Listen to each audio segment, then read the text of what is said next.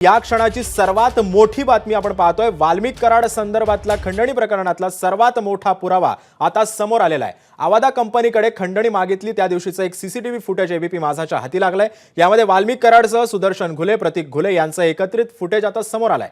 केस शहरात विष्णू चाटेच्या ऑफिसमध्ये वाल्मिक कराड 29 नोव्हेंबरला आला होता आणि त्यावेळी त्याच्यासह सुदर्शन घुले, प्रतीक घुले हे देखील उपस्थित होते। विशेष म्हणजे केस पोलीस स्टेशनचे निलंबित पोलीस उपनिरीक्षक राजेश पाटीलही यावेळी कराडसह दिसून आले।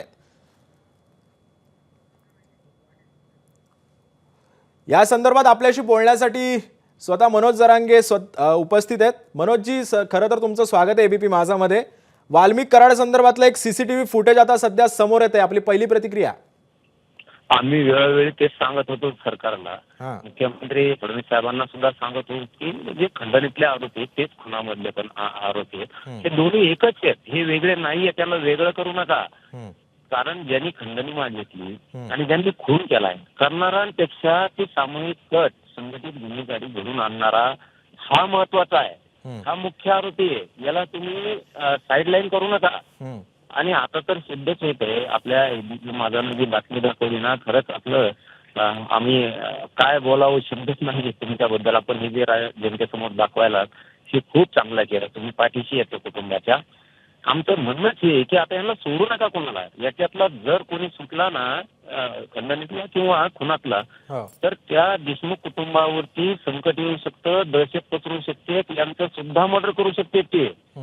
म्हणून कोणाच्याही जामिनात ठेवल्या काय आणि काही केलं काय तर मुख्यमंत्री साहेबांना विशेष लक्ष देऊन यांना सुटू दिलं नाही पाहिजे। आता तर सिद्धच झालंय या राज्यातल्या जनतेसमोर एबीपी माझाच्या माध्यमातून यांचं फुटेज सुद्धा खून करण्याच्या अगोदरचं सापडलंय।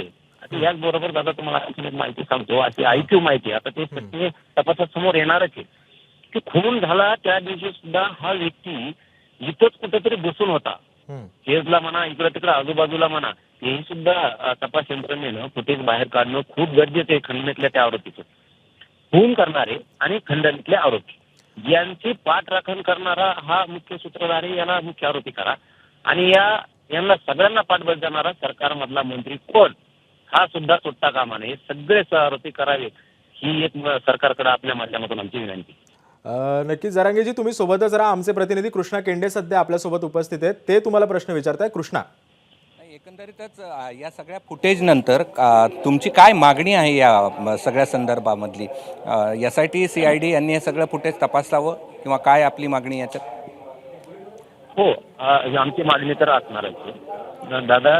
SIT कडे, CID कडे, पोलीस यंत्रणेकडे आणि विशेष करून गृहमंत्री फडणवीस साहेबांकडे सुद्धा मागणी की जे खंडणी मागायला लावले की आणि ज्यांना खून करायला पाठवलंय ही ह्या दोन टीम आहेत आणि यांना करून घेणारी एक टीम म्हणजे तो आता खंडणीतला असणारा आरोपी तुषार मार्गा काय कोणी ते हे मुख्य खरे आरोपी हे खरा मुख्य गुन्हेगार आहे। आणि या तिघांना पाठीशी घालणारा कोण मंत्री यांना सुद्धा शोधा।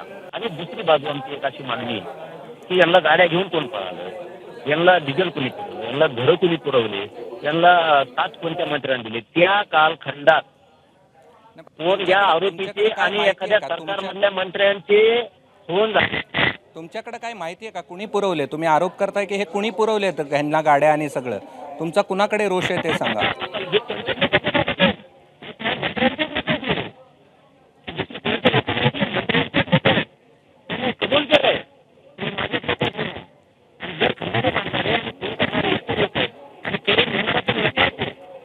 याचा अर्थ त्या मधल्या काळात कोणी कोणाला फोन केले तो CDR निघायलाच पाहिजे।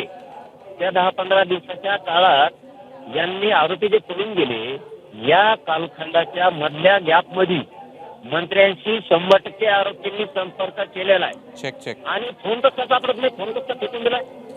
तपास यंत्रणेने चार्जशीट मध्ये या सगळ्या गोष्टी आणाव्यात, सगळे आरोपी करावेत।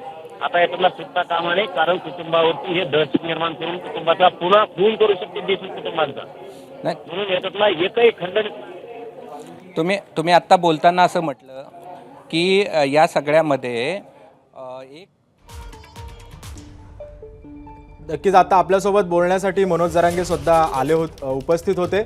मनोजजी सर, तुमचेही आभार, तुम्ही एबीपी माझासोबत संवाद साधला त्याबद्दल। या संदर्भात अधिक माहिती देतात कृष्णा केंडे सध्या आपल्यासोबत आहेत. कृष्णा, नेमका आता या सगळ्या पुराव्याकडे आता पोलीस कशा पद्धतीने तपास करतील?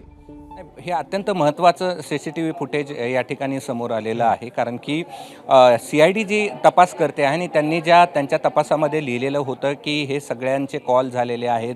त्याचबरोबरच CIDच्या तपासामध्ये जे टायमिंग आलेलं होतं की 3-3:15 वाजता अपहरण झालं आणि त्यानंतर सातत्यानं यातले जे आरोपी आहेत सुदर्शन चाटे, विष्णू चाटे आणि सुदर्शन घुले यांचे या ठिकाणी वाल्मिक कराड याच्यासोबत कॉल झालेले आहेत. आणि या सगळ्या CCTV फुटेजमधनं हे स्पष्ट होतं आहे की जो मकोका या ठिकाणी लावण्यात आलेला आहे आणि त्या संघटित गुन्हेगारी यामध्ये स्पष्ट केली आहे. त्यावरनं ही संघटित गुन्हेगारी कशी आहे आणि ही सगळी संघटना कशी आहे हे या CCTVमधून स्पष्ट होत आहे. आणि या सगळ्या खंडणीच्या प्रकरणामध्ये ह्या सगळ्यांचा एकत्रित हा पुरावा या ठिकाणी मांडला पाहिजे. आणि हे CCTV अत्यंत महत्त्वाचं यासाठी आहे की ते त्याच दिवशीचं CCTV आहे ज्या दिवशी हा सगळा खंडणीचा प्रकार आणि खंडणी मागितली गेली.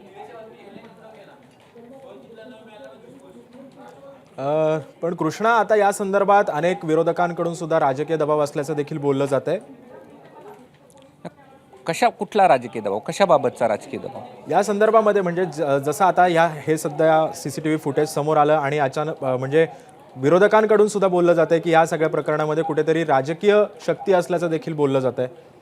नाही, असं या संदर्भामध्ये असं असण्याची शक्यता दिसत नाही, कारण की CCTV फुटेज हे काय निर्मित केलेलं नाही. हे त्याच दिवशीचं फुटेज आहे ज्या दिवशी ही सगळी घटना घडली. त्यामुळे हे CCTV फुटेज अत्यंत महत्त्वाचं मानलं जातं आहे. आणि या सगळ्या प्रकरणामध्ये वाल्मिक कराड या व्यक्तीचा हा सगळ्यामध्ये तसा तपशील या ठिकाणी दिसतो आहे. कॉल्स असतील किंवा इतर सगळ्या गोष्टी असतील, या सगळ्यातल्या तपशील मुळामध्ये दिसतो आहे. आणि हे सगळं घटना झाल्यानंतर फरार होणं, त्यानंतरचा सगळा हा घटनाक्रम आहे तो यावरनं स्पष्ट होतं आहे की या सगळ्यामध्ये ही एक कडी आहे. आणि या कडीतून जे स्पष्ट या ठिकाणी CIDने म्हटलेलं होतं की खंडणीच्या मध्ये अडथळा येतो म्हणून सरपंचांची या ठिकाणी हत्या करण्यात आली, हे या CCTVमधनं दुजोरा मिळतो आहे.